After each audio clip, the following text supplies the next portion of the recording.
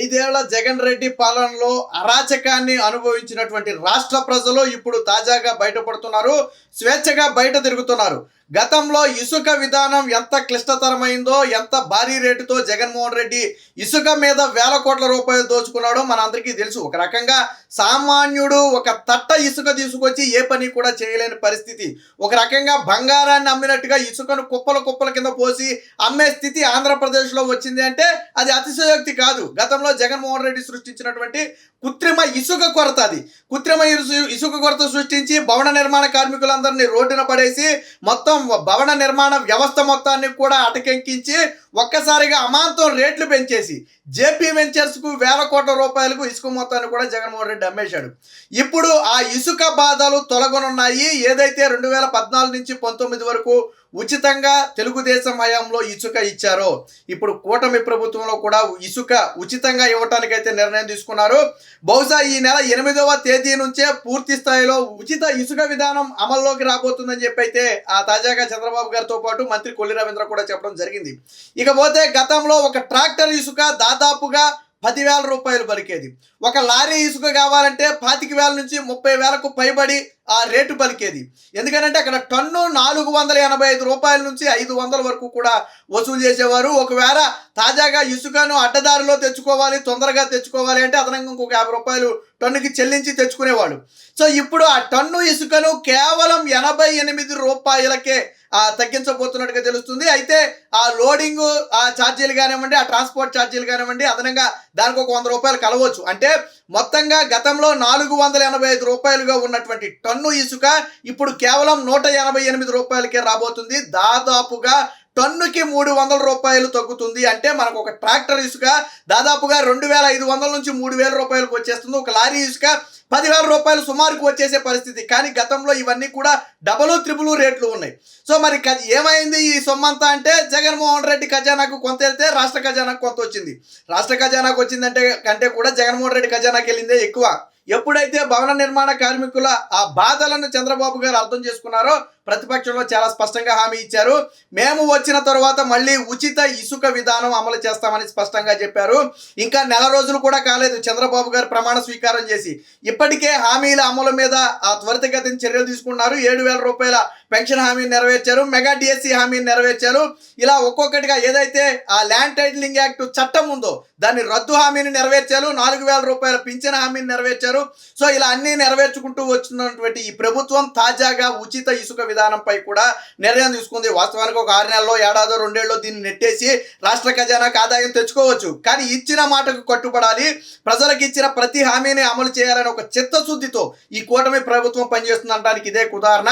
చంద్రబాబు గారు ఆదాయాన్ని వేరే మార్గంలో అయినా సృష్టించవచ్చు. ఆదాయం సృష్టించడం కోసం ప్రజల్ని రాబందుల్లాగా పీక్కు తినకూడదు అనేది ఆయన ప్రధాన ఉద్దేశం.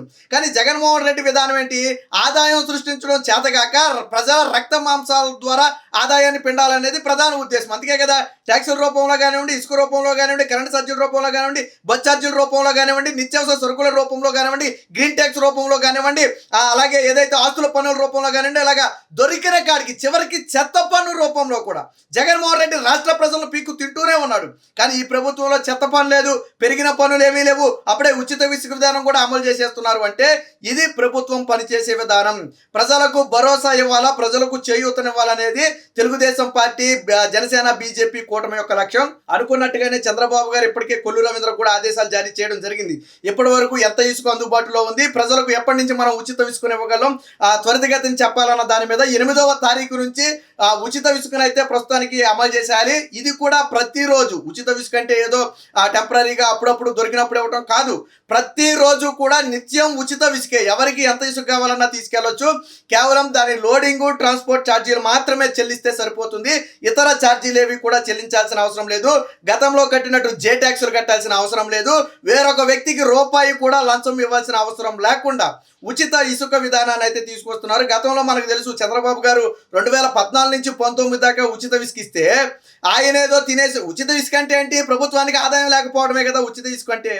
ఆయన ఏదో చంద్రబాబు గారు తినేసినట్టుగా రాష్ట్ర ఖజానాకు నష్టం చేకూర్చారంట. ఒక పథకాన్ని ఉచితంగా ఇస్తే రాష్ట్ర ఖజానాకు నష్టం వచ్చిందని చెప్పి చంద్రబాబు గారి మీద కేసులు పెట్టించారు. అప్పట్లో ఏదైతే ఈ గనుల శాఖ ఎండీగా ఉన్న వెంకటరెడ్డి ఉన్నాడో ఆయన ద్వారా కేసులు పెట్టించారు. గతంలో ఉచిత ఇసుక విధానాన్ని ఎత్తివేయడమే కాకుండా ఇష్టానుసారం మనం చూసాం, గ్రీన్ ట్రిబ్యునల్ అనుమతులు లేకుండా ఏదైతే ఎన్జిటి ఉందో ఎన్జిటి ఆంక్షలను కూడా కాదని, కేంద్ర ప్రభుత్వం ఏర్పాటు చేసిన కమిటీని కాదని, హైకోర్టు ఆదేశాలను కాదని అడ్డగోలుగా ఇసుక వేయడంతో పాటు కలెక్టర్ల చేత తప్పుడు నివేదికలు ఇప్పించారు.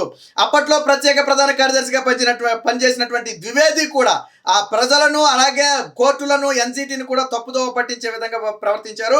ఆ గనుల శాఖ ఎండి వెంకటరెడ్డి అయితే పూర్తిగా జగన్మోహన్ రెడ్డికి బంట్రోతులాగా మారిపోయి ఇష్టం వచ్చినట్టుగా అక్రమ ఇసుకనైతే ఆయన అడ్డగోలుగా అమ్మేయడం జరిగింది. వాస్తవానికి మన రాష్ట్రంలో అందిన ఇసుక అంటే మన రాష్ట్రం ఇసుక పక్క రాష్ట్రాల్లో ఎక్కువ అందింది. అటు బెంగళూరు కానివ్వండి, ఇటు హైదరాబాద్ కానివ్వండి, నిర్మాణ రంగం మొత్తం కూడా ఆంధ్రప్రదేశ్ నుంచే ఇసుక తీసుకెళ్లి వాళ్ళు నిర్మాణం చేసుకున్నారంటే అతిశయోక్తి కాదు. జగన్ ప్రభుత్వంలో జరిగినటువంటి ఇసుక అక్రమ రవాణా భాగవతం అది.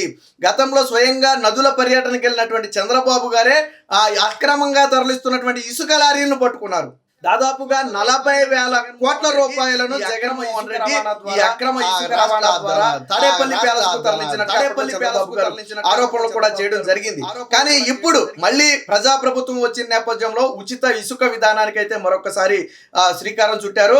ప్రజలకు ఎటువంటి ఇబ్బందులు లేకుండా అందుబాటులో ఉన్న ఇసుక మొత్తాన్ని కూడా ఉచితంగా ఇచ్చేయాలి.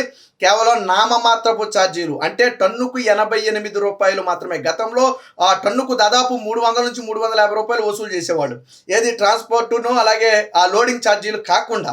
కానీ ఇప్పుడు టన్నుకి కేవలం 88 రూపాయల ఆ నామమాత్రపు ఛార్జీతో, అది కూడా ఏంటంటే నిర్వహణ ఛార్జీలు మాత్రమే, ఏదైతే ఇసుక రీచులు ఉంటాయో దాన్ని నిర్వహణకు మాత్రమే ఛార్జీలు వసూలు చేసి ప్రజలకు మేలు చేయాలనే ఒక చిత్తశుద్ధితో చంద్రబాబు గారి ప్రభుత్వం అయితే నిర్ణయం తీసుకుంది. ఇక కొల్లు రవీంద్ర కూడా ఎక్కడైతే అక్రమ ఇసుక రవాణా నిల్వలు ఇంకా ఉన్నాయి, వైసీపీ ప్రభుత్వం దిగిపోతుందనే ఉద్దేశంతో ఎన్నికలకు 3 నెలల ముందు నుంచే ఆ ఇసుక అక్రమంగా తరలించేసి లాట్లు పెట్టేశారు. సో ఇప్పుడు అధికారులు కూడా ఆదేశాలు జారీ చేశారు. ఈ అక్రమంగా నిల్వ ఉంచినటువంటి ఇసుక మొత్తాన్ని కూడా స్వాధీనం చేసుకుని ప్రజలకు ఉచితంగా పంచాలని చెప్పి ఇప్పటికే మంత్రి కొల్లు రవీంద్ర కూడా ఆదేశాలు జారీ చేయడం జరిగింది. సో ఇది ప్రజాప్రభుత్వం అంటే ఇలా ప్రజల ఆకాంక్షలకు అనుగుణంగా వారికి మేలు జరిగే విధంగా వ్యవహరించాలి తప్ప జగన్మోహన్ రెడ్డి లాగా అరాచకంగా కాదు. ఇప్పుడు చంద్రబాబు గారు తీసుకువచ్చినటువంటి ఉచిత ఇసుక విధానం ఏదైతే ఉందో మళ్ళీ రాష్ట్ర ప్రజలందరూ కూడా హర్షం వ్యక్తం చేస్తున్నారు. ముఖ్యంగా భవన నిర్మాణ కార్మికులు పాపం ఒక పూట కూడా తినడానికి తిండి లేని పరిస్థితులు జగన్మోహన్ రెడ్డి పాలనలో ఎదుర్కొన్నారు. అప్పట్లో అన్నా క్యాంటీన్లు ఉంటే కనీసం అందులో 5 రూపాయలకు భోజనం చేసేవాళ్ళు. జగన్మోహన్ రెడ్డి వచ్చిన తర్వాత అన్నా క్యాంటీన్లు కూడా తీసేసి వాళ్ళ పట్టు కొడితే పాపం ఒకప్పుడు రోజు కూలి 800 నుంచి 1000 రూపాయలు తీసుకున్నటువంటి మేస్త్రులు కూడా 100కి 150కి మేము పని చేస్తామని చెప్పి వస్తామని చెప్పి దిగజారి అడగాల్సిన పరిస్థితి జగన్మోహన్ రెడ్డి పాలన వచ్చిందంటే అంతకంటే దౌర్భాగ్యం ఉండదు. ఏది ఏమైనా ప్రజలకు పీడ కలిగించినటువంటి రోజులన్నీ పోయి ప్రజలకు ఇక నుంచి ఆనందాన్ని పంచే రోజులు వచ్చాయి. కూటమి ప్రభుత్వం ఉచిత ఇసుక విధానం ప్రకటించడంతో ఇప్పుడు రాష్ట్ర ప్రజలతో పాటు భవన నిర్మాణ కార్మికులు కూడా హర్షం వ్యక్తం చేస్తున్నారు.